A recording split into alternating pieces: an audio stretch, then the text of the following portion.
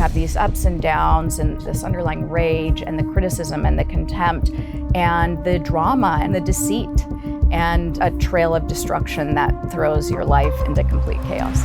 It's embarrassing, it's humiliating. You're crying in public because you just got called like right before you like get into a crowd of people at a party or something. Did that actually happen to you? Uh-huh, yeah.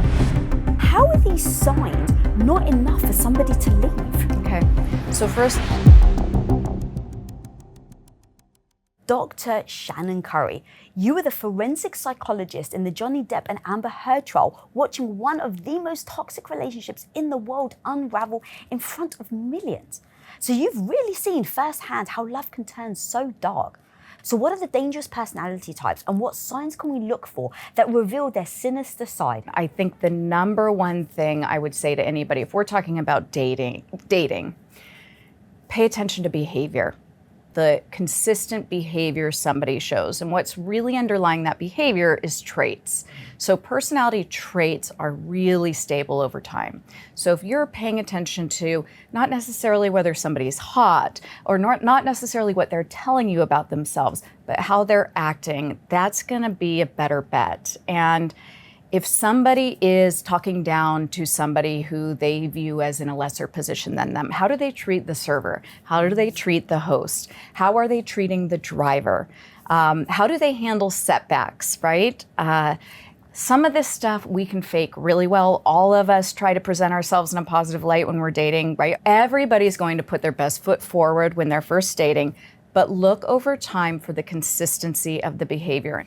If they are broadcasting about themselves and not asking genuine, curious questions about you and really listening, if they are not reliable, so if they say they're going to call and they don't, if they say that they're going to make a reservation and they don't, if they say that they're going to help pay for something and they don't, that's all really good information. I feel like I need to take my shoes off. Yeah, it's so funny how mirroring. But make sure you hide them under that pillow. Well, I got socks on. Does that matter? We had a whole quick discussion side note for people watching that if we show our feet, that now it's going to end up like the on equivalent of lingerie. Yeah.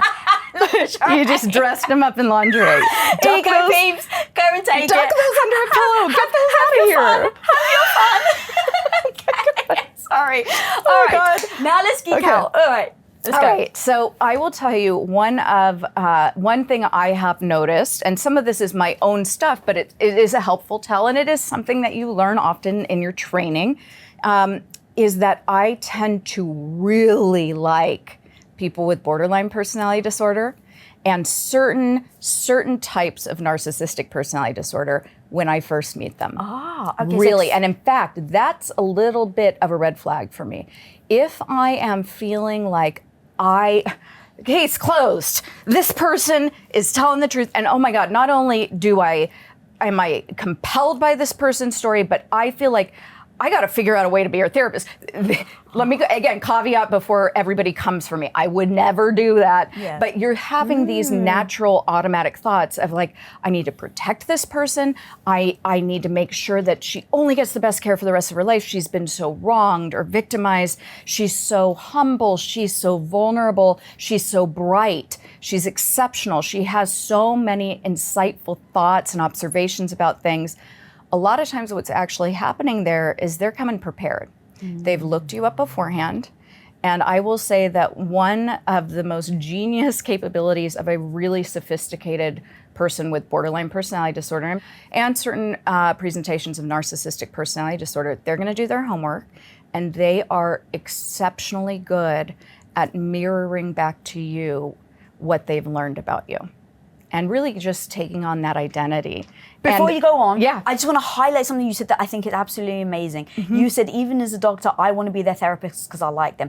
I actually think that, thank you for being that honest, because I think that's important, because anyone at home right now that has maybe been fooled or tricked in the past knows that, like, this is what they do. They are able to be charming, even to a professional like yourself. Oh yeah, and so what I'm doing is so we call this countertransference. Countertransference is our own experience that we're having with either a client in the room when we're doing therapy, and we're very well trained, we're supposed to be in our doctoral programs to really identify our own experience So that our own stuff doesn't get in the way of somebody else's progress in therapy or bias the evaluation.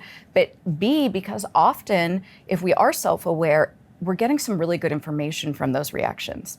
So I'm noticing all these thoughts going on, these kind of cuckoo thoughts like, God, I wish she could come to my holiday party. You know, I mean, like I throw this, I just, as soon as I get the crazies, soon as I get the crazies, but it's very affectionate. Affectionate, protective, this mother thing comes up in me.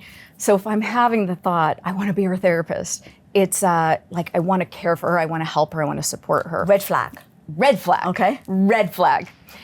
So I know enough about these personality disorders. You learn this in your training early on, and that if I am feeling that sort of compelled wanting to take care of them, that's often what their spouses felt when they first met them.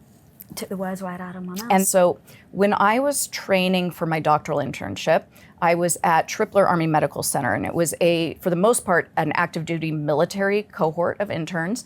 One of the gems I got in that environment that I don't think I would have gotten anywhere else was from Major O'Leary, our director at the time, who said that we were going to see a disproportionate rate of personality disorders in military spouses.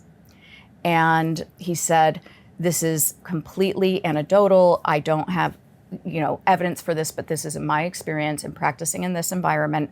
And his theory, which I now second based on my own experience working with military clients and then also just doing couples therapy now for years and years, and from doing forensic evaluations, is that if you get somebody who is attracted to a profession where they're in a healer or a dutiful, service-oriented role, somebody with any sort of hero complex, and they meet a person who is a damsel in distress or a man in distress who seems really vulnerable and earnest and like they're just getting a raw deal, the natural inclination is, I want to be her therapist. I want to be her hero. And the other interesting thing about some of these cluster B personality disorders, so we're talking histrionic personality disorder, narcissistic personality disorder, borderline personality disorder, and antisocial personality disorder, is that these are all a specific group that tend to really, especially borderline, show up in crisis. It's almost like they thrive when shit hits the fan. It gives them sort of a sense of purpose, like, I'm here, what are we doing? We'll hold it down. So if you are a first responder of some sort, and that's your life is this sort of intense, I gotta go serve my country, I gotta go to war, they're gonna show up and hold it down like nobody else. And in fact, they're gonna actually be pretty awesome and supportive at it. The problem is in the day-to-day, when they don't have that chaos or crisis to really grab their attention, and then they're gonna create it. And then you have these ups and downs and this underlying rage and the criticism and the contempt and the drama and often the deceit. And really just a trail of destruction that throws your life into complete chaos. Wow. So is it more likely that you're going to have a personality disorder in cluster B that you just explained, that you'll be in either the army, in the police force, in ER? No. I'm trying to figure out. It's more that, and again, this is anecdotal. I have looked for objective research on this. This was something that I learned from a training director who is very experienced in working within the military as a psychologist. My theory, just like my training directors, is that I think when you get people who are more dutiful, they're more attracted to the borderline personality type. Understood. Because borderline personality disorder will often present in its dual form. So it's almost irresistible for those of us who are, healers, hero complex, saviors. They're once very vulnerable and seeming very earnest because they'll put on an act of really having been victimized. And so they'll really put on this act of being pure and good. And so you feel compelled to protect them from whatever evil force they're claiming is ruining their situation at that time. And then at the same time, they'll present as very courageous and fiercely loyal and ready to hold it down when you go to war or when you do the good work you're doing. So it is just intoxicating for any of those guys who have a hero complex, who want to be an officer or a firefighter or a service member. They're going in with those kind of reasons. So the people who have the hero complex that want to fix people, that want to help people, they're more likely to be with somebody. Magnetic. Attracted. Okay. All right, guys, we'll be right back with forensic psychologist Dr. Shannon Curry. But for 1 second, if you want to build your confidence, if you finally want to know your self-worth and set boundaries and stand up for yourself, then smash the subscribe button down there so that you can get the notifications every single time an episode comes out. You are not alone. You are part of this community, and we are all here to build our confidence together. So smash the subscribe button to get the notifications. Now, back to the episode. So now let's going back to you sitting for the 15 hours. So for the first hour, for the first couple of hours, you've got a bit of the hero complex, right? I want to say no, it usually lasts about, it's shorter now. It's shorter now because now I know the shtick. I'm almost like, okay, when does the lie get exposed? Like, so it used to be that this would go on maybe for about 3 hours, and then I would catch them in a really egregious lie. Something that there was no reason to lie about. I already had evidence. I try to be very transparent when I'm doing the exam. I want everybody's dignity to genuinely preserved, every party. I present something and I have the evidence for it, but I need to hear their self-report. And they know that evidence is in discovery. And so it never ceases to amaze me when the lying happens. Dude, I couldn't get. Okay, so what are the things then that you waited to hour 3? So you said like you're waiting for the big lie to drop. Well, it's usually a lie that actually is scary because it's unnecessary, but it serves a story or a narrative that they're pushing. And then it also unnecessarily ropes somebody in and harms them further. Can you give like an example? Would it be something like, I've got the letter that you hand wrote to your neighbor saying you wanted to have an affair. I've checked your handwriting, and now you're saying you don't even know your neighbor next door. Worse. It would be like, now you're saying that neighbor wrote that letter while they were holding you at gunpoint, right? So it's unnecessarily roping somebody else. It's making an allegation, a completely new allegation against somebody that usually is leveling something that would be very seriously criminal behavior. So it's a very serious allegation, and it happens very eagerly. They're very eager, and there's no hesitation. It just rolls off the tongue, and that's very chilling. And that example isn't even great because, I would have to have evidence. I would have to have video footage that the neighbor was in their house at that time sipping tea, right? But let's say I have the equivalent of that in these examples. These are examples where I know that didn't happen, and it's very chilling how easily they're willing to break the normal social contract humans have of you just don't lie about that. That served no purpose. That didn't even help your case or anything. That was unnecessary. So that's chilling. So when you're asking yourself, why would they even lie about that? That seems like in and of itself, it's a symbol that... It's a symptom. Yeah, symptom. Yeah. If you're dealing with a personality disorder in real time too, man, you're in a fog. So fog is a term that you may have heard where fear, obligation, or guilt. If you're feeling those things, I have a colleague who calls it the personality disorder prickles. When you're working with somebody where you just feel almost like you better be on your toes for them, but there's a little subtle fear underneath it, a sense of urgency. And they just can be incredibly compelling, talk really fast. It's hard to get your thoughts straight during. I always want to make sure that I can ground it into the people at home can now use it, because a lot of my community have been wounded. They have been hurt by bad actors. And so when I think about how we extrapolate what you're saying... Let me code switch to what I say with clients who are dealing with this. Beware of fog. So if you are in that state of fog, fear, obligation, or guilt, that is really one of those. When I'm talking about countertransference, that's your own countertransference. Be aware of what you're feeling. Am I starting to feel like I'm crazy? Usually that situation evolves because certain especially cluster B personality disorders, are exquisite at taking something that has a kernel of truth and expanding upon it and exaggerating it and twisting it into something where now you feel like, oh my God, I must have done something really wrong. And so now all their complaints or criticisms of me have some sort of sense of validity. You completely lose your footing. And you can really go crazy. And now it seems like the worst thing a person can ever do. Should I be apologizing? Right? Oh, yeah. You're so twisted up. Okay? Fog. Just recognize the fog. Buy yourself some time. I like to have a series of phrases handy. And I even train therapists in having these phrases handy in sessions. So if somebody backs you into a corner, if they're asking you to do something that you just don't know if you want to do, you know you're in a state of fog, you maybe feel compelled to do it to make it all stop and please them and show that you are in fact a good person or you meant well, but you don't want to react in that moment. So just say, let me think about that. What if they try to rush you? Because sometimes they're going to know. Okay, give me an example. We're going to role play. Okay, let's do it. You're going to be the therapist, okay? Right. Yeah. I'm going to be the client, Okay. and then we'll role play it again, and I'll tell you what you should have done. Okay. Okay. So that's all you have to say to me? You don't have any better advice than that? I'd really like to hear how you're feeling right now, because my advice may not be accurate depending on what you need. You realize that, like, how I'm feeling is what every therapist says on TV. Did you learn that in, what, do you have a master's degree?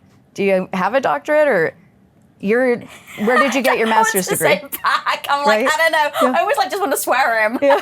Right? You're getting, so countertransference, that anger? Yeah. Okay, No, it's that's what they feel. It's more like offense. It's like, well, if you don't think I'm good, why the hell are you here? Like, Right. that's what I actually wanted to say to you. So oftentimes what you're feeling is actually a projection of what goes on with them inside. So that's good information too.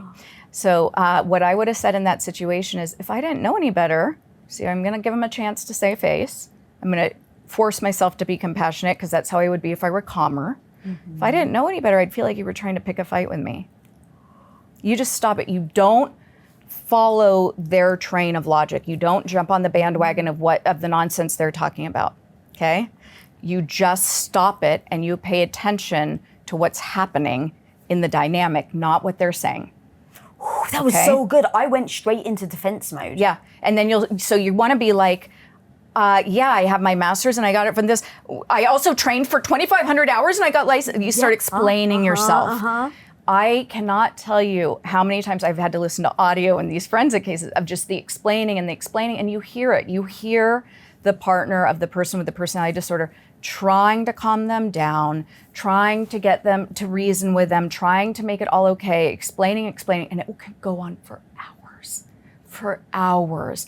And then as soon as there's actually some seeming resolution, the partner with the personality disorder will bring up something new. Because there's no way they want it to end. They can't tolerate that piece. Oh. Yeah, there's got to be someone, because and here's the sad part, they're so uncomfortable on the inside, miserable, angry, full of rage and hurt and pain. And they're trying to find a reason for it. They've been trying to find a reason for it their whole life. And a lot of times there were reasons for it. But the thing is that, especially when you're talking about borderline personality disorder specifically, the research has shown that they actually are more sensitive to perceived pain. So they feel pain more quickly than others would, more easily than others would, from things that might be seemingly neutral to somebody else. They feel that pain more than other people would. So it comes on easier. It's stronger and more unpleasant, and it lasts longer than for other people. I can remember a time when I was in Earth Club with some of my friends down the street, and we were having our little meeting with Earth Club, and it was my best friend and her brother and my sister. And that day we had another neighborhood girl there, and I loved my best friend so much, and I'd get so jealous. She was so cool, and she was like a year older than me. I get so jealous when like other neighborhood girls hung out with us. And I remember like they were kind of being a little snarky to me, and I was starting to feel dumb, and I couldn't quite put my finger on it, and I just felt like sad and jealous. And then like, I think Chelsea, my best friend, said something like, "God, Shannon, you're so sensitive." And I like got down from the loft, I like climbed down, and I heard them say like, "God, she's so annoying." And I just like did like one of these. And then they all came down eventually and saw me there, and it was super awkward.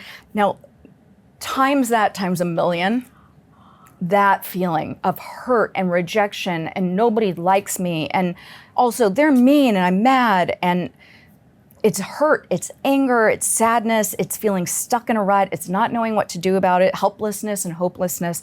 So it's just miserable. And it's normal, if you are feeling that miserable, to start scanning your environment, trying to find an external source of that misery. And it also is ego protective, right? You already feel so down on yourself. And then this especially is true for narcissistic personality disorder, where that ego protection becomes a shell that can literally not be penetrated. But ultimately, at the root of all of these, like there's this like worthlessness.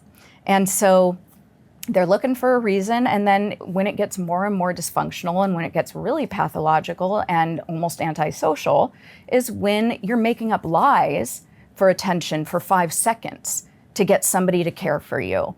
It just becomes such a behavioral pattern that you become incredibly dangerous. That was what I was going to ask you, because actually as you were breaking that down, I was like, actually I have tremendous empathy for them, because to have to go through that much pain for that long, that harsh, that deep, like must really suck. But where's that point where, yeah, it sucks, but now you're being toxic to other people? That's exactly right. And that's an amazing question, because as we're talking, every time I stop, I'm like, but then I'm thinking of people with borderline personality disorder who I really care about, who are not like this, right? You've got these 9 symptoms, you need 5 of them for a diagnosis. You can have so many different permutations. Disrupted relationships, kind of an absence of self-identity, emotional lability, which means like up and down and all around, high risk, self-destructive behavior. There can be more calculated behavior, more manipulative behavior, and that can kind of come into the deceit. I don't know if I already said the rage episodes, but you can understand that if you get all those 9, that if you only need 5, you can have these variations that are actually quite calculated. If you get the ones where there's more manipulation, cunning, loss, like more of the anger, and you get a more sophisticated, high intelligent person with those calculated traits, that gets pretty antisocial. And that's where you're gonna see that quick lying that is so quick to throw somebody else under the bus, even to accuse them of horrific crimes that didn't occur. People are extreme. They're either like idealized, they're perfect, or they're the worst person on the planet. And that's why you'll see this emotional instability with borderline personality disorder. They come in really hot. The attractions, the relationships start strong. There's love bombing. You're the most incredible person I've ever met in my life. And then the second there's even a modicum of less than perfect behavior from that person you've idealized, you go back to that, depressed. Why did I even think anything could possibly be good? And then the rage of that person for disappointing you, because the fact that, you didn't make the bed that morning could be a total betrayal or a sign of disrespect. And you've tried to find all these rules that you think will make you happy, but it's just setting yourself up for more failure. Coming up. There's so much shame when you're in it that you don't want it to be true. Let's talk about something that I actually was really struggling with, and that's waking up exhausted, even after I had a decent night's sleep. And let's be honest, being grumpy is not the best way to start your day. You're dragging your feet, your brain is foggy, you're snapping at people that you love. Well, then the great news is that it's not actually a new normal. That's just your body screaming that it wants support. And that's where Magnesium Breakthrough from Bioptimizers comes in. It's the only supplement with 7 different types of magnesium, each one targeting a different system in your body. Sleep, stress, digestion, muscles, focus, boom! Bioptimizer has you covered. Plus, it's formulated for actual absorption. It's all natural, no synthetics, it's vegan, gluten-free, soy-free, and lactose-free. It has a 365-day money-back guarantee. Head to bioptimizers.com/impact and use code IMPACT now for 15% off. When you're dealing with someone though that is really sinister and they have these things, and you've explained beautifully what it's like and how you've identified it used to be 3 hours, then you got it shorter and shorter. What does that progression look like? So we went over the beginning. What does that 15-hour, once you really get to see... You mean the behavior? What is their behavior? Exactly. Like what do you get to see in their actions that can actually be an indication that the first few hours they were trying to hide stuff? Okay. So I am going to imagine a date with, let's role play again. Okay, right, you're gonna be my girlfriend on my date. Okay. We're going on a date, and now we're on date 3. Okay, so I'll be the boyfriend, and I will have narcissistic personality disorder. Okay, she's going to have the margarita. See how well I knew you right there? And I'm going to have the same, and I want top shelf, please. So Actually, what I just sorry, did babe. there. Sorry, babe. No, I no, no. actually don't want that drink. Oh, you'll love it. No, but I actually don't like that drink. You don't even know what you like. Okay, I'll try, I guess. Okay, good. That's my girl. I love how curious you are. I love how you're always... See, this is why I am into you. You are so interested in learning and trying new things, and I want somebody who is an adventurer. I mean, this is what I'm always talking about. This is what I'm selling. It's dynamism. Dynamism is what all of this is about. This is what brings people together. It's dynamism. You've got dynamism in you. I can see it. That was very flattering. I have, look, let's go. You want to go away this weekend? Oh, yeah, sure. Where are we going to go? I'm going to take you to the Bahamas. It might be a little hot there in the Bahamas, though. Oh, babe. Can we actually go somewhere I'm a little... taking you to the Bahamas. But I actually want to go to like a city. You want to go to a city? Yeah, let's What, go you to want to New smell, what, do you York. want the smog? You want to be in the crowds? Yeah, I like crowds. You want to be around a bunch of dirty slobs in the crowds? I don't think of them as dirty. You She think wants of them to- as dirty? She wants to be. Thank you so much. Hey, I was just telling her that look at this beautiful woman. Isn't she beautiful? Yeah. I'm going to take her out on a private yacht in the Bahamas. Would you want to come? Would that sound like a good offer to you? It sounds like a good offer to me. Yeah. She wants to go to this, do you even know what city? What city, babe? New York. Okay, New York or the private yacht in the Bahamas? Which is it? Yeah, so she knows what she's talking about. Honey, just trust me. It's going to be fantastic. I'm going to take you around. Let me show you around. Let me spoil you. You deserve to be spoiled. Oh, that was so good. Okay. So break down exactly what you And just now did. that's one type, okay? Yeah. So that's more of the grandiose, kind of bombastic, loud, arrogant, usually like a CEO type, successful. It may be lies. They may be in crushing debt and have just claimed bankruptcy for the fourth time and probably doing coke in the bathroom on their break. But on the surface, everything's successful. They got their rims. And they're going to come around in the flashy car. They're going to take you on the yacht. But they might make you split the bill at the last minute. Oh. Right? They're going to be little things like that. What is that to keep They're going to be you the off- little digs, the little mean thing. Well, they just can't help it. Everything's a disappointment. People are just a disappointment to them. They're above. Now that role playing, can I break down a couple of things Yeah, that really please. hit me? So one of the things that was really fascinating is even when I objected, you diminished me, but then you Built you up. But then you almost like, yeah, you built me up afterwards. Yeah. Because they're projecting what they want you to be. It's not actually about you. It's I'm falling in love with this dynamic woman who goes into this theory that I'm selling everybody on. I think I have this genius theory, but it's really just some super basic platitude that like makes no sense. But I sell this theory of like dynamism, and I talk about it all the time, and I think I'm a freaking genius. And then I'm like, she is dynamism. This is the woman and I just project onto you. And the second you object to my ideas of dynamism, it really bugs me. It really bugs me because it starts to shatter the dream I had of you. And so it like hurts me. So I'm going to get the mad. dream you had of me, that I agree with everything you Yeah, say. you were and I my think shiny you're present, amazing. and now you're like ruining my present. Yeah. Oh my God, that was so good. Yeah. And then the fact that you brought the waiter into it, it was a beautiful way of almost like bringing a third party Humiliating to you. to humiliate Yeah. me. So the fights, here's how the fights look. One more thing though. Yeah, go ahead. Humiliate me, but also show how lucky I am. Yeah. Because it's like, Totally. who wants to go to the city? Totally. Wouldn't you want to go on a private jet? Yeah, I'm spoiling you. Yeah. Look at me on the throne. And I need to get that feedback from somebody else the second you're diminishing my position. What those fights look like down the road when they get uglier is everybody says this about you. You're no fun. You have no class, right? Everybody says it about you. I mean, look, that happens more often. That does happen in fights. But it's a dirty move. What it's saying is, I've colluded with other people, which is a betrayal. I've colluded with other people about you, my partner, and we all agree, not only have we colluded and betrayed you, but we also have a criticism of you. It's like a double hit betrayal.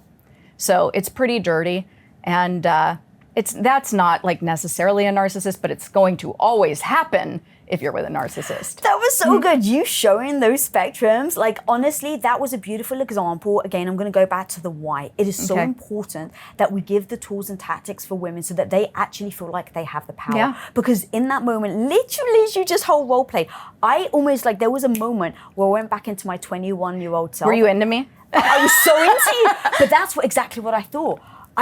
As you were role playing, partly internally, I was like, oh crap. Yeah. The 21-year-old Lisa would have absolutely got trapped. Yeah. And this is why I cover the topic so much, because the truth is, I was in awe of my husband when I first started dating him. He just happened to have been a good human. Yeah. But what if he wasn't? You got so lucky. I got so lucky. I did too. Like, in the sense that yeah.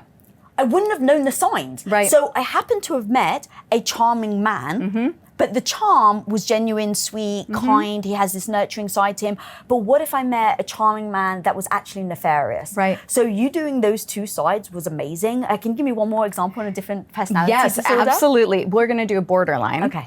And this time you're going, okay, so you're going to be your husband. Okay. Okay. I'm going to be a borderline woman, and we've been dating about 3 months. Okay.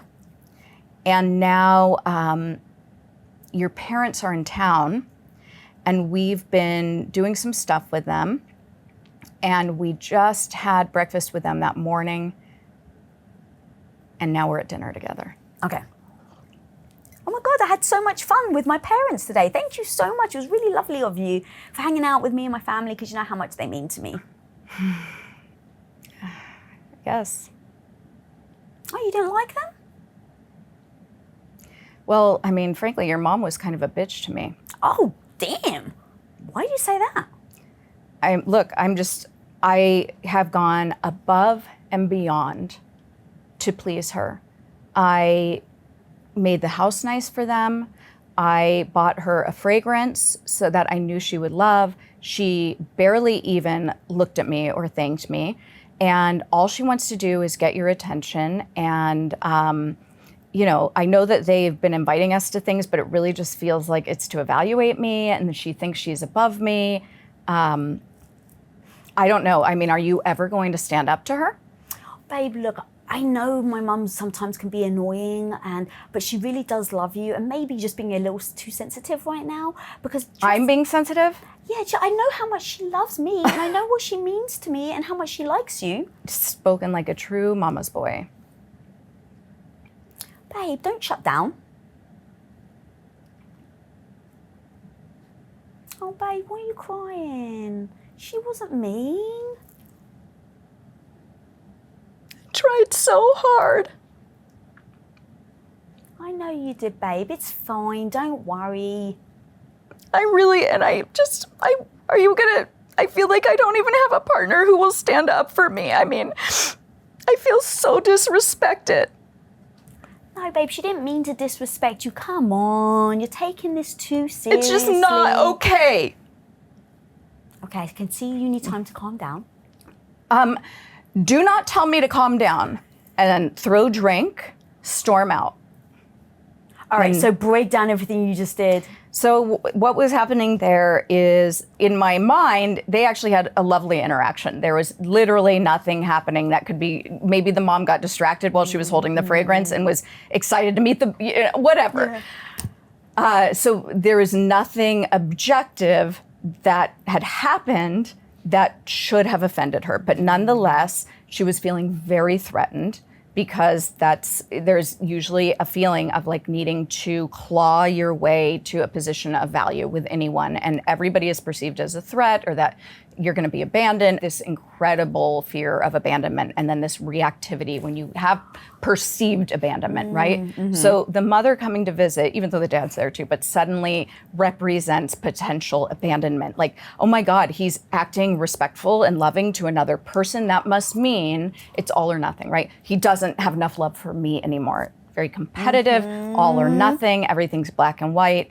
And so rather than being able to enjoy this other person who now could potentially love you, you will literally sabotage it. You will sabotage the relationship because it seems like a potential threat, and you're feeling miserable, and you're trying to make it make sense. So now you're also angry at your partner for not having saved you, because you weave this story that you tell yourself when you have borderline personality disorder, like, I deserve respect. You don't even necessarily know what you define as respect. It's just that I know I'm not being respected if I have a bad feeling. So again, you're projecting the blame onto everybody else for your own experience. How much of it is from a victim's mentality? Because that's exactly what it felt like you went into. Yeah, like, so I'm the that's really victim. common. That's inherent with the blame. So projecting that inner emotional turmoil onto somebody else. It's their fault, not my fault. I'm not responsible for making myself feel better. Other people are. And they're also the ones who were responsible for making me feel bad. And so you better fix it, or you're not being a good boyfriend. And then I have the right to diminish you and criticize you and humiliate you, throw water on you. And then that could escalate later on to physical violence, screaming, lots of criticism. It gets pretty ugly. Okay, I got a question. It may be controversial, I don't know. Would that have been looked exactly the same if it was reversed, male-female? It can. So you might not have as much of the using tears, but you could have a lot of the long, emotionally erratic texts about what they're doing wrong and how it's so hurtful. Same fear of abandonment. Let me think of a male presentation of this. Okay, so it would be something like, we are in college dating. Okay. And you want to go on a spring break trip with your girlfriends. And I have borderline personality disorder. Okay. All right, so now what we're gonna do is we are supposed to go hang out tonight, do hangout college things. All right, so we're hanging out. What's up, babe? You know that I'm really sensitive to jealousy and you hanging out with other guys and you're always posting pictures, or you have all these pictures on your Instagram of like your high school friends, all these guy friends. And a good girlfriend, like a respectful girlfriend, wouldn't do that. And now you're gonna go slew around on this trip with a bunch of the girls and it just feels really disrespectful. And I just know that, like, I don't know, you wouldn't be able to do this with other guys. Like, I have already been so cool about this and you're being a really bad girlfriend right now. I'm really sad that you feel like that. I love you, but why don't you trust me? I've never given you one reason not to trust me. My friends are really good. I've known them for years. You've met them. I mean, I just feel like, why, I just don't know that it's really normal to have so many guy friends. Like, you just feels really disrespectful. You're always hanging out with guys, like you're posting pictures of guys, like, just. I totally understand, and I don't want to dismiss your feelings that you feel disrespected, but it is not a disrespectful act from my position. You knew I was friends with them when we first met. Nothing has changed. I haven't given you one reason not to trust me. I've told you about the trip. I love you. I mean, why do you need to go slew around for a week? Like, why not hang out with me? You know that, like, my grandma's sick. Why not hang out with me and my family all week? I'm really sorry your grandma's sick. We booked this for a while. So you like don't even, it's more important for you to go on some girls trip and get drunk and, you know, like slut around than be with me and my grandma. And like my dying grandma, you can't even take the time to support me through the hardest thing I've ever gone through. And scene. Mm-hmm. And then also he might like throw like the pillow at her and storm off anyway and leave her there. I wasn't sure if I should respond like actual Lisa or like pretend Lisa, because my actual Lisa would be like, actual don't you? Lisa, yeah. So well, yeah. The way I've been responding this whole time, just so people know, isn't my normal way. I would have gone, I'm so sorry you're jealous. I haven't given you one reason. You either need to trust me or you don't. It's his problem. Yeah, his problem, yeah. And see, this is the beauty of a healthy relationship is that it can actually be very healing. Girls, if you're dating and you feel like you just have chosen the wrong dudes, first of all, it's really hard to make sensible decisions when you're falling in love. So take the time between relationships to really think about the traits that have led to heartbreak in the past. Do some thinking about the traits that might actually lead to some happiness. But do it while you're clear-headed, before the love drug is clouding everything. When you are in a really loving partnership, it's so freaking rewarding that there's no way you could accept crazy like this. I dated a guy when I was Yes. 15, 16, and he was just a horrible guy. And he used to be very jealous of my male friends. And I had one male friend that was like my brother, and he used to be jealous of him. Because of that, when I met Tom, literally, I think it was like the first or second date, I was like, let me just tell you things about me that if you don't like, we may as well just stop dating right now. These huge problems with me. It was, the huge problem. And he was like, I was like, one of my best friends, a guy, I sit on his lap and I tell him I love him. If you're not okay with any of these, let's just stop now. I'm telling you up front, he's my best friend, like my brother. Either How did he react? He was like, oh my God, of course. Yeah. He literally And you're didn't- just stunned. Yeah. Oh, yeah. He didn't bat an eye. And so in that moment, the micro expression in him, he really wasn't bothered. And those were little, almost, I didn't think of them as tests at the time, but now looking back, they were almost tests of me just saying, this is my boundary, what do you reckon? But if that had happened with my first boyfriend, I just would have accepted because I had such low self-esteem that when he told me he loved me, I believed him. When he was shouting at me, calling me a bitch, I just thought it was his bad day. Right. Right. And it, look, one thing that I think is really important to know, because there's so much shame. So I've been in an abusive relationship. I can relate to this. There's so much shame when you're in it. Physically, if you Emotionally and physically, two different. So there's so much shame when you're in it that you don't want it to be true. It's embarrassing, it's humiliating, and often it is actually humiliating in the moment. If you're getting yelled at in public or somebody's storming off on you and leaving you with the bill in public, there's so many humiliating moments where you're just gutted, or you're crying in public because you just got called like a whore right before you like get into a crowd of people at a party or Did that something. actually happen to you? Yeah. Yeah. So I know that humiliation and how you're trying to keep it together, and it's so lonely. And also, you love the person because it wasn't always like that, and it isn't always like that. So it does ramp up, right? They don't come at you and just like whack you across the face the first time. It's real subtle little digs, jokes at first. And usually the relationship was such a fairy tale in the beginning because you didn't realize that you were getting love bombed, but usually you're young and just didn't know any better. That you cannot believe that that is slipping away. And you are desperate to get it back. So at first, you will do mental gymnastics to try to make sense of it, for how this person that you thought was your soulmate, very dangerous term, it is slipping away, and the most incredible, magical romance that ever occurred is now dying. And so it's easier to think, okay, well, I must have fucked up right then, because this wonderful person who I admired and loved to the ends of the earth yesterday isn't crazy. You try to make it make sense. That's called cognitive congruence. It's dangerous. And then you keep trying to make it make sense as it starts to progressively get worse. And even though this isn't a real analogy, because frogs do jump out of the water, it's still the best analogy. But let's pretend that it were true. The old saying that it's like a frog, and you put them in tepid water and they'll stay there. And if you gradually turn up the heat, they'll stay there and it will boil and they'll cook to death without jumping out because they don't realize the temperature change. Whereas if you threw them into the boiling water, they'd hop right out. Same thing in an abusive relationship. It's not just like you're a wallflower or pathetic and shy all the time.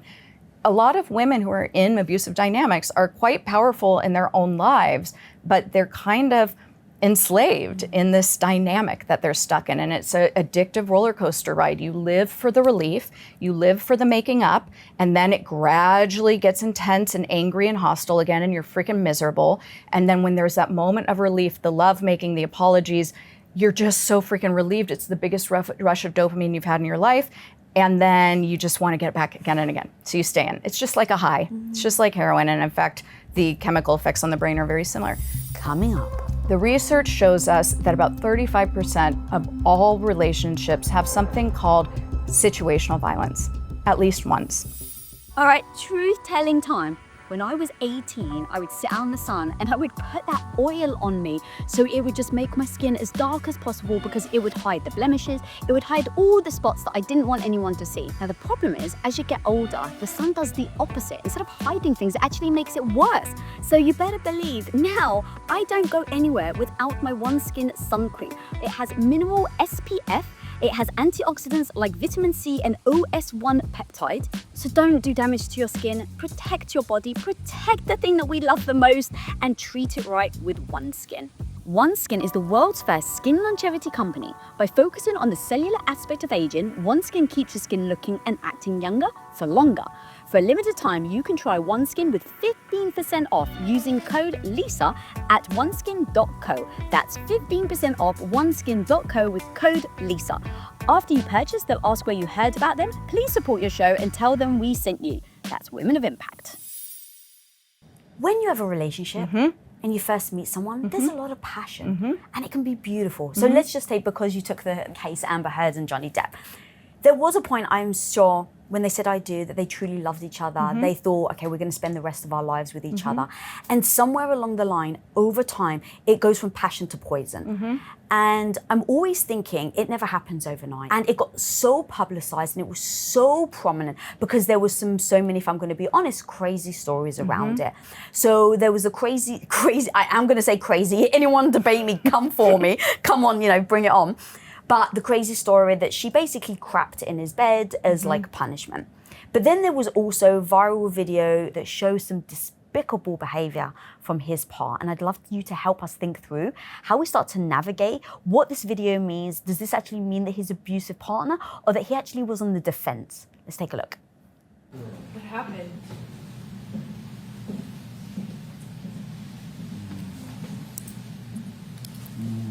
So she set up the hidden camera. What happened? He doesn't know he's being filmed.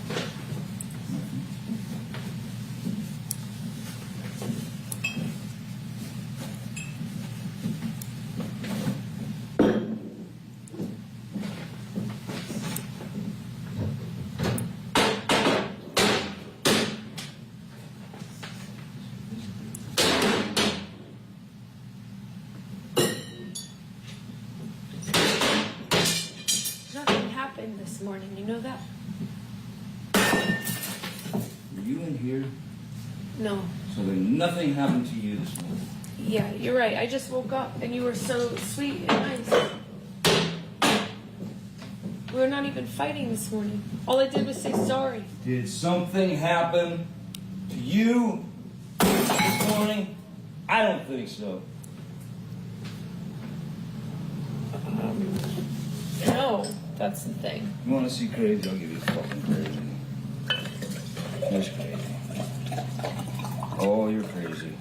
Oh, you're crazy. Have you drunk this whole thing this morning? Oh, you got this going? You got this going? I just started it. Oh, really? Really?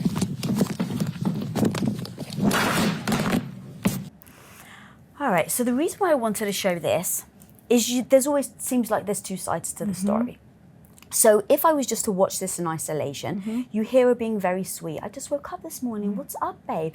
And he's clearly overdoing the alcohol, slamming things, being verbally abusive to her. But the courts found him.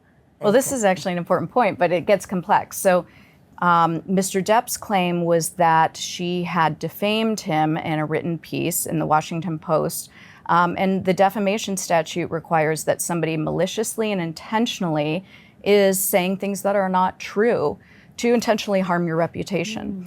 So you have a very high burden of proof if you are going to file a defamation suit, if you're the plaintiff. It's really hard, generally not legally advisable, because you have to prove, and then there's a special exception for celebrities too, public figures, where they can talk about certain issues. So the bar is so high, and you have to essentially prove that it was maliciously intentional, not just for the purpose of education or public awareness, and that it was specific to you and it directly harmed you and your reputation. So in this case, Mr. Depp was the plaintiff. He is the one that brought this suit.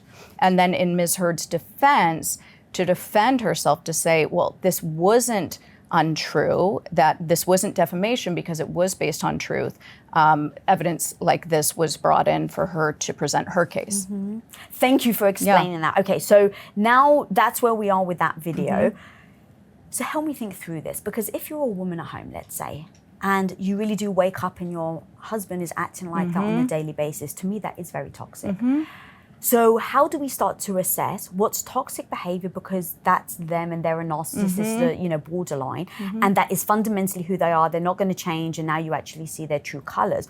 Or this is a glimpse into a man that's been pushed so far because she has done some crazy shit. And I can actually read some of the allegations. So Depp's allegations were defamation, physical violence, and severed fingertip, feces in his bed, and orchestrated smear campaign. That's what he said Amber did.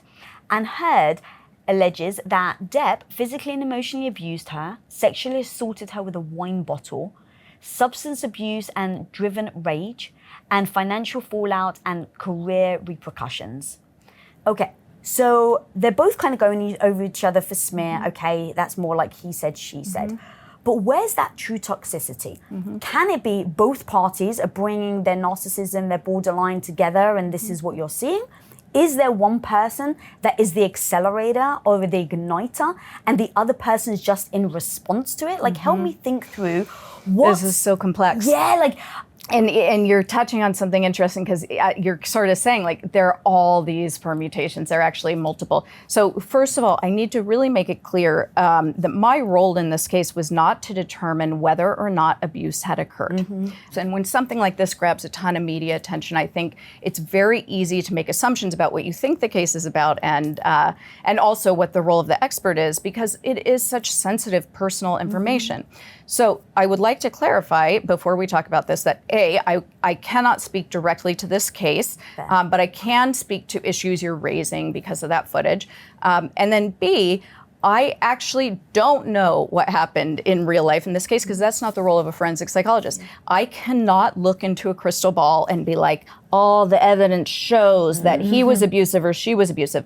My only question that I was there to answer was, is there evidence of post-traumatic stress disorder? Is there evidence of post-traumatic stress disorder, meaning identifiable changes in her behavior and observed symptoms by credible multiple sources that occurred in time during and after that were not present beforehand? Because she's saying being with him has caused me so much trauma.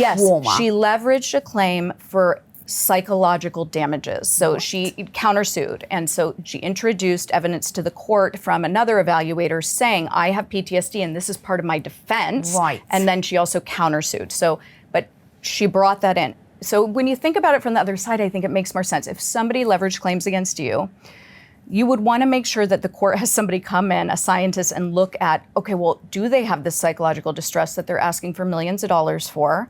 And how severe is it? And then we can start making decisions. And the court wants that information. How is the court supposed to make a decision about how much to award this person or whether to award them damages, money, for this claimed distress if they don't know whether it actually is there or how severe it is? So that's when an evaluator might get called in. So the question is, in what cases would you see violence, smashing cupboards or something like that, where it's not directly at the person, you're not seeing a person strike another person, but there's this kind of intimidating, threatening behavior. And, you know, in California, if somebody throws something against a wall or something, that's reportable. So if I have a child in therapy tell me, Mommy threw her shoes at Daddy last night and they struck the wall and it was really scary. And I know that the child observed it, either heard it or saw it, I have to report it to CPS. Yeah, now CPS may or may not investigate, but I am obligated, it's reportable. Whether or not it's illegal is a second issue, but it's reportable. And the reason it's reportable is because things like that can be traumatizing for a child, but it can speak to a larger picture of intimidation. Now, what actually is going on? Context matters, right? Because as you said, could this be somebody who has been provoked to such an extreme state, has been hit themselves, you know, and we talk about this mostly when we're talking about women who are survivors of domestic violence and reactive violence or defensive violence, when they've had it or they're trying to defend themselves and they fight back. They're in a vulnerable state, they've been beat down so much. So where do we draw that line? And you can't do it easily, and you certainly can't do it from one clip. I'll tell you what the research says.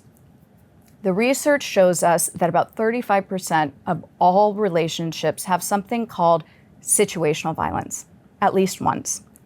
And situational violence is characterized usually by partners. There's no overall intimidation or coercion or somebody using power or anything like that. These are two people who love each other, who have really shitty communication. It blows up and there's pushing or slapping or something really stupid, and then they're really sorry after and they want to make it better, okay? So that's actually fairly common. Then you've got the more insidious characterological violence.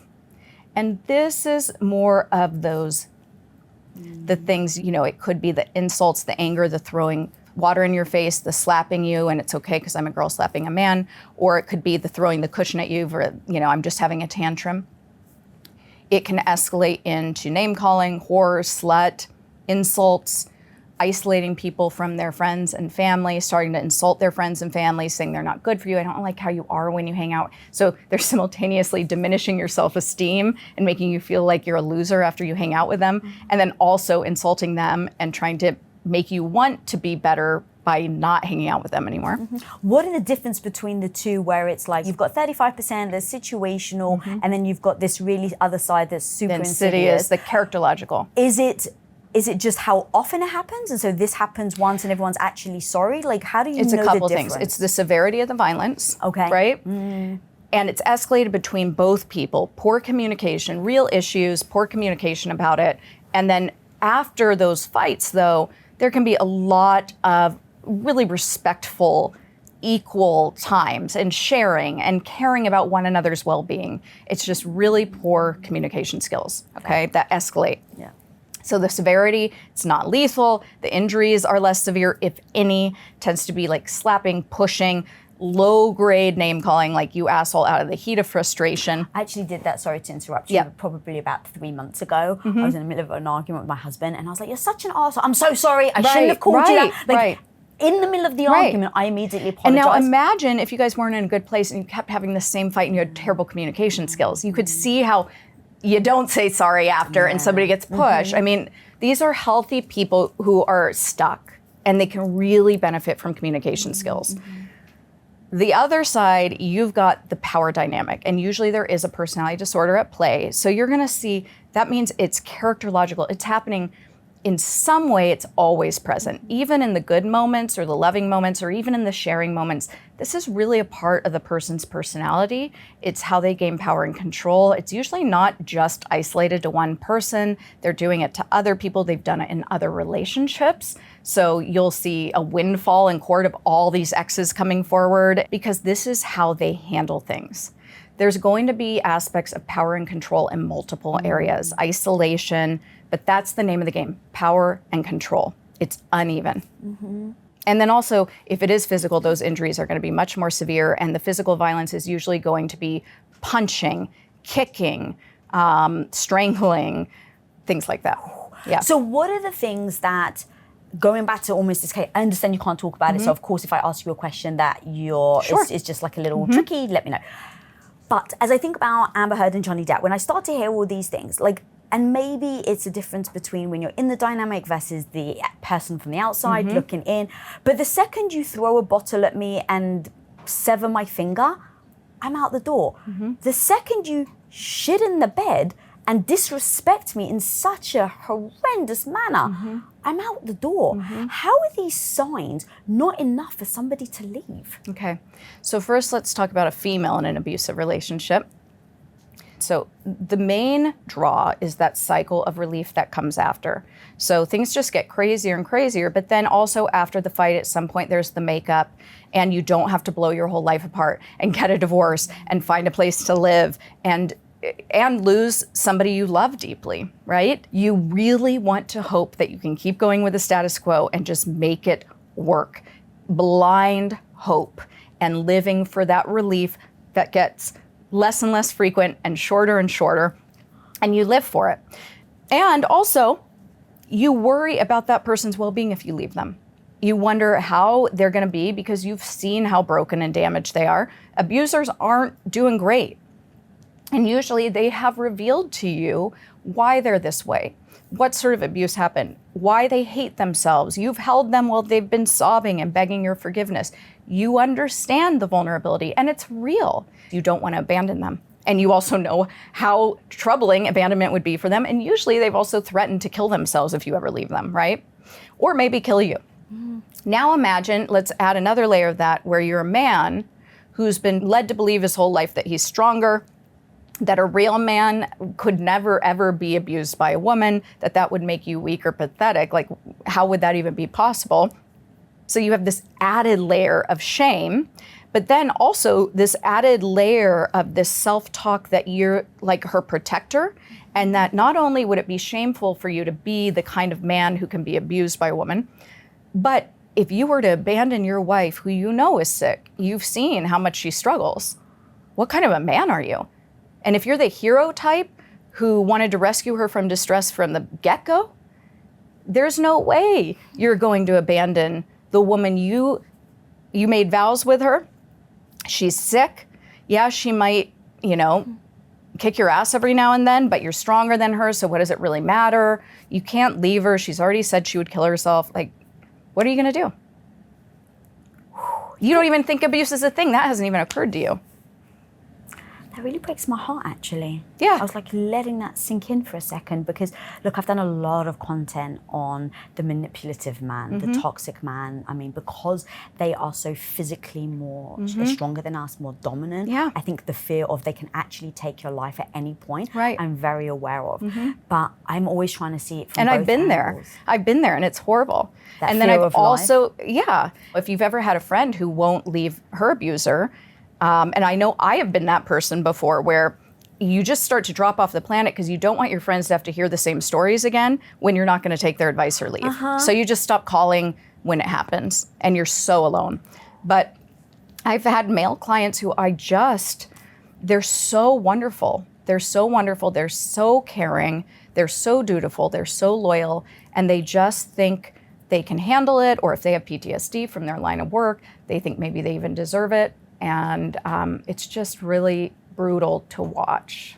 It's interesting because we both feel threatened, but for different reasons.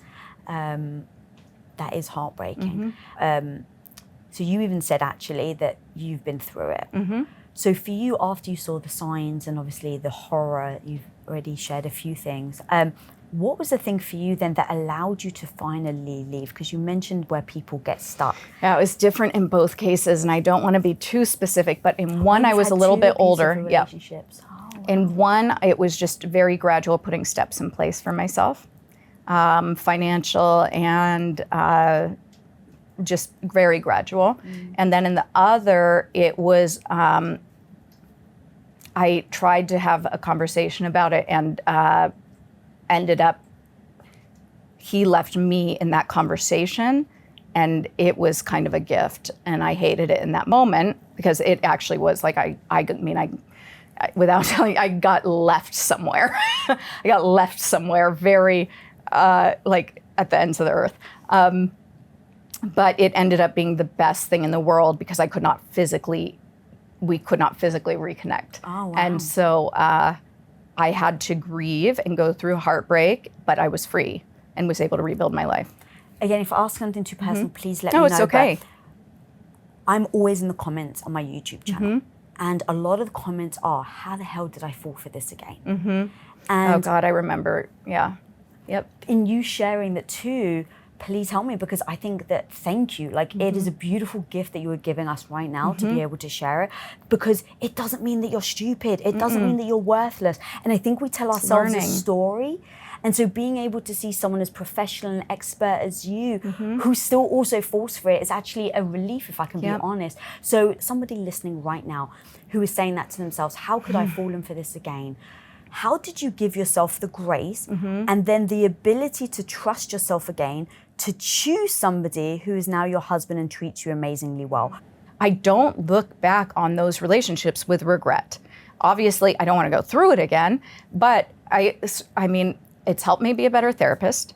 I can understand the nuances of all sides of this, especially even working with male survivors of abuse. I mean, I've seen all sides. I've seen verbal, I've seen physical myself.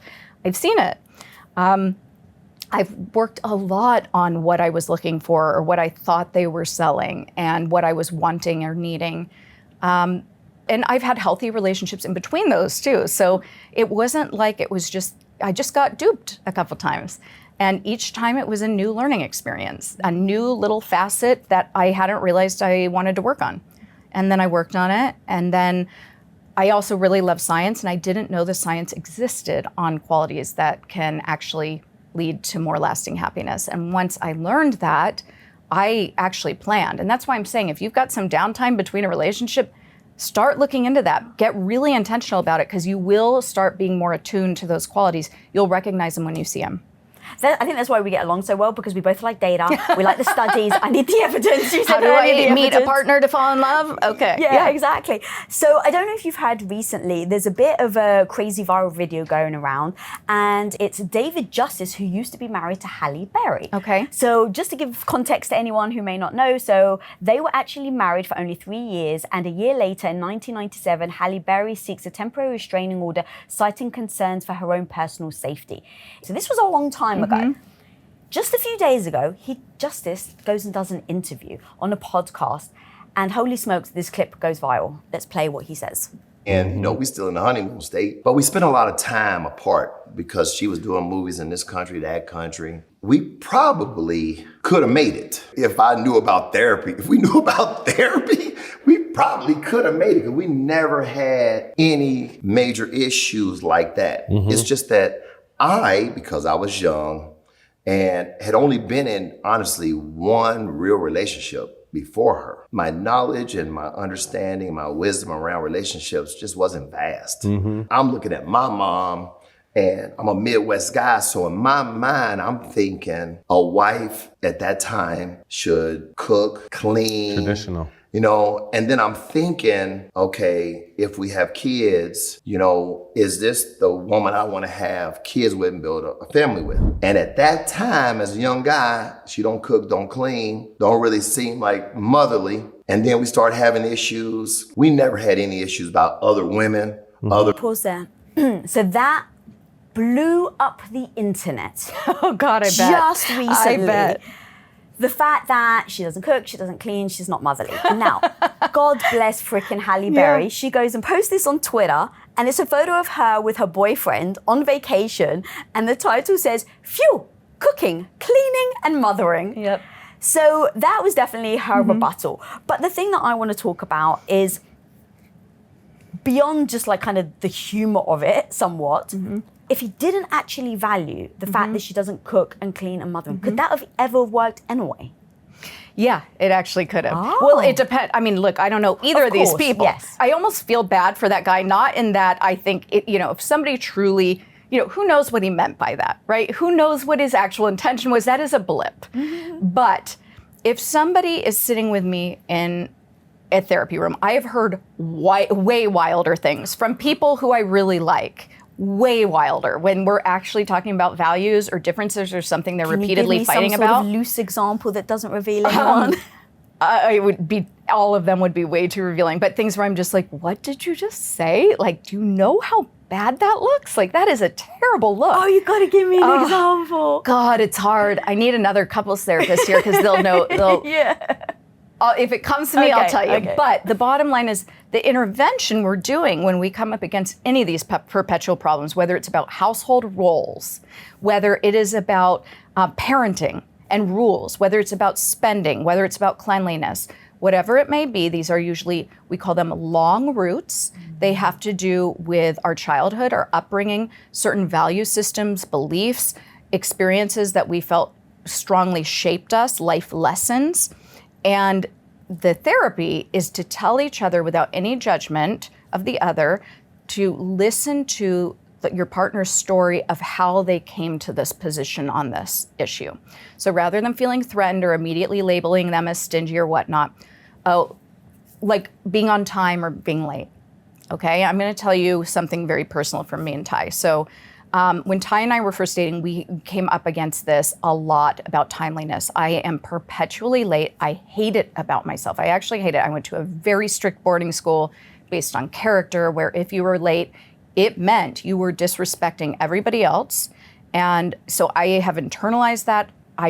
I hate it about myself, and yet I also have raging ADD, and so I'm very time blind, and I don't mean that as an excuse, and too many people are self-diagnosing, but I truly am doing my best and will have alarms and things, and I still can't figure the frick out. So when Ty was growing up, his dad was struggling with some stuff and had left the family, and Ty would look so forward to his dad showing up at a certain time to pick him up, and sometimes his dad wouldn't show, and he'd be waiting and waiting.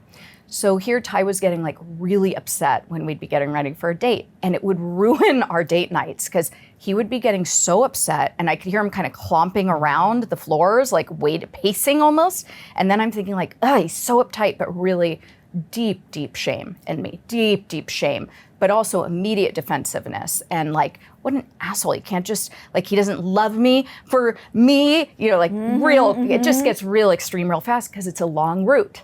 For both of us, this is really sensitive. When we finally talked about what was underneath it, and when I asked him, like, is there a story behind your position on being in time? Because he was saying all the things. I just think it's disrespectful. I think it shows that you have no respect for me or my time or people. And then I'd be like, well, I want to be with somebody who loves me for me, because immediately I agree with him, but I'm not going to say that. He asked me, like, is there a story behind this with you? And I just started crying, like talking about how ashamed I was of this my whole life, and how also it goes to that thing that I had to work so hard on myself of feeling like I was worthwhile and feeling proud of myself after some of my upbringing stuff. And the person who I loved and trusted most in the world now, like my new family, to me, it felt really scary and sad when he could be that upset with me, that disappointed. And it made me feel like he would never forgive me. I was like a little kid again. And for him, and then I was like, what is the story behind you? And he's telling me about his dad, and I just wrapped my arms around him. I was like, I never, ever want you to feel like that.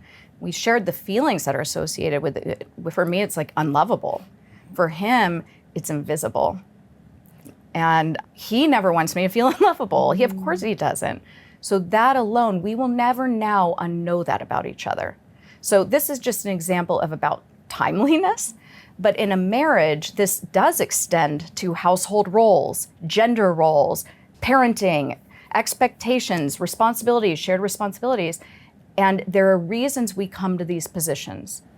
I was taught this is what I saw growing up, it's all I knew, and so I unfairly judged you, that kind of a thing. Oh, that was such a good breakdown. Like, that was so beautiful. I've got a follow-up question, of course. Okay. So, the cooking and the cleaning I get. It feels like that's an act, right? Some people are amazing at cooking, some people are terrible like me, but I'll still cook because my husband wants uninterested. me. Yes. You'd be amazing if you cared. You're right, actually. If I really learn it, I would be... You'd side quest that like nobody's business. You're right. Yeah. I like that. Yeah. I like that. Yes, I could be. I just choose not to. Yeah. So those are kind of, to your point, those are just roles, late, not late, Right. deeper meaning, love that. Like, I'm not going to cook because I saw my grandmother slaving over a stove and she always got to eat last. And so I can absolutely tie why I hate cooking to like my past. The other thing is, it felt like more of an identity thing. So the cooking and the cleaning is one thing, but she's not motherly. Yeah. So that was also, so I love the fact that you said, yes, absolutely, you can overcome it. You need to talk about it, the deeper meaning. But what about the identity thing? Well, first of all, I would really be trying to clarify exactly what his position is today. And because that, I could imagine a client saying something like, when I was growing up, that was what I was taught. All I saw, like the most beautiful women in my life, my grandma, my nana, my mother, the women that were the matriarchs in my family who I idealized, right? There might be some really dear part of this. I saw them cooking and cleaning and doing all of these things. And so to me, that was what a mother was. This woman who makes me feel so loved, who I love so much, she does all these things, like an archetype, right? That's just what they do. And then, so if he were my client and he was saying, so my position is like the women, okay, this is actually what it would realistically look like. He might come in and as we're establishing the positions, he might say something like, we keep fighting because she doesn't want to cook or clean or anything. And the women I grew up with, they all cooked and cleaned and they were amazing. They like kept our household running. They were the matriarch of the family. And the next thing I would say, like, ask him this, because they have the list of questions there. So ask him if there is a fear scenario in this for him. If you don't cook or clean or that, what does that mean? Now we start unpeeling the layers. So what if he says, fear scenario? what if, I mean, I had such an amazing upbringing. I felt so loved and safe, and I felt so prepared to take on the world. My parents were such good parents to me, and I feel like if we deviate from what they did, it's what if like it doesn't go well, right? So you're starting to see, before we jump to judge, we're uncovering. Okay, and then I'll be like, ask him number 4. Number four would be like, are there any values tied to this for you, or like ethics or something? And he was like, it's family. It's about love and family and stability. And ask him if there's a hidden dream here that goes beyond just cooking, cleaning. What's underneath that? Because he might be equating cooking, cleaning with something that actually has nothing to do with cooking, cleaning. So the next part is we start compromising on, well, so then he's got these emotion words. He can look at what you think of when you think of your mother who was cooking and cleaning. And you have this list of things. It could be like freedom, love, being with my family, being the man I always wanted to be, being the parent I always wanted to be, giving my children a good life. And let's say he chooses like giving my children a good life, something like that.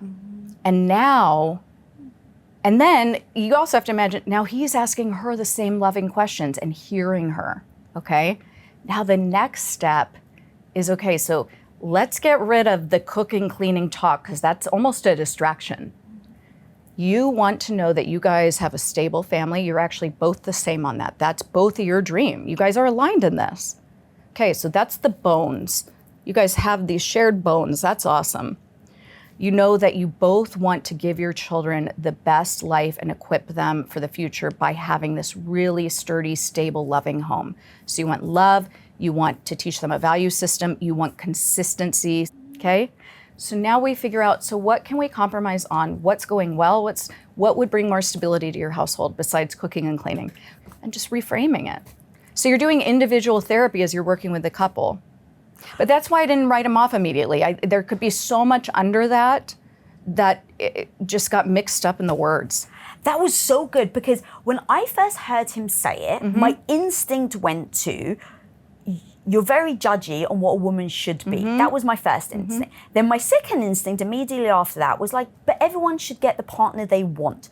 So if you were looking for a wife that stays home and cooks and cleans, you have the right to say, I want a wife that stays home and cooks and cleans.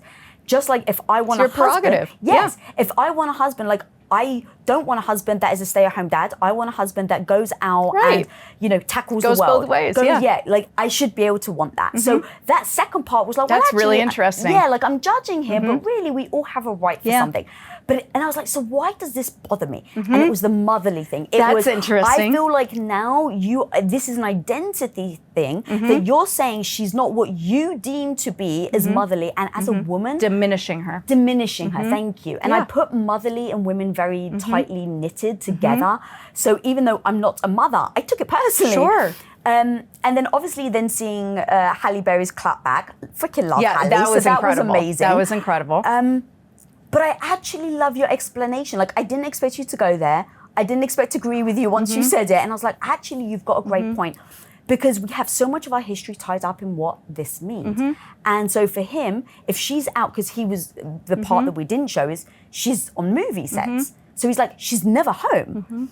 So I totally actually understand talking through where this comes from. And even in the way you broke it down, if you were their therapist back then, they actually may still be together. I think being a therapist teaches you that people are not just something they said. There are so much more than that. And we could all use a little bit more pause and focus on ourselves and a little less judgment of others, I think. When I saw that, I was just curious about more of what he meant. But I've also seen people go deeper, and there usually is so much more than what it seems like they meant. So is the attack back then a self-defensive mechanism? No, I think it was awesome and clever. I don't even mean from her. Like the amount of women that are losing their shit over that clip.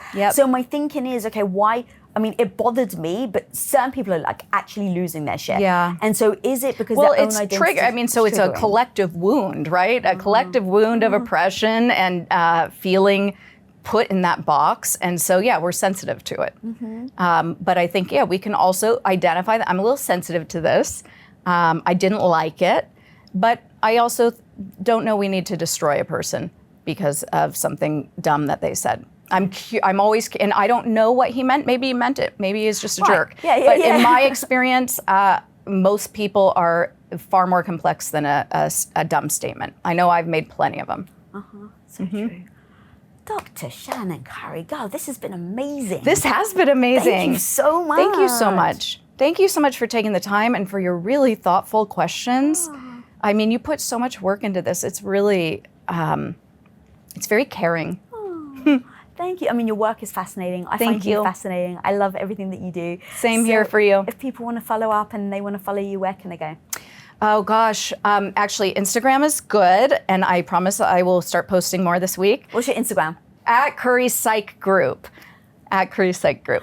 Yeah. Okay. And what's your website? Website is currypsychology.com. Yeah. Guys, you've got to go check her out. I went deep into her world last night and oh my God, I had so much fun. The messaging, the unique way that she thinks, the fact that she's so open to hearing people's crazy stories and not label them as crazy, honestly, is so inspiring. The way she breaks it down, the way she thinks through problems is something that I really hope we can all do when we are looking at our own relationships. So go follow her. If you're not following me, smash that subscribe button down there. And until next time, be the hero of your own life. Peace. You're incredible. God, it was so fun. If you want to learn more about the signs to know if, yes, you are with a narcissist or a psychopath, then you've got to watch this interview right here with criminal analyst Laura Richards. The art of manipulation is someone making you do things and you don't even realise you're doing it. When someone's being gaslit by an expert manipulator,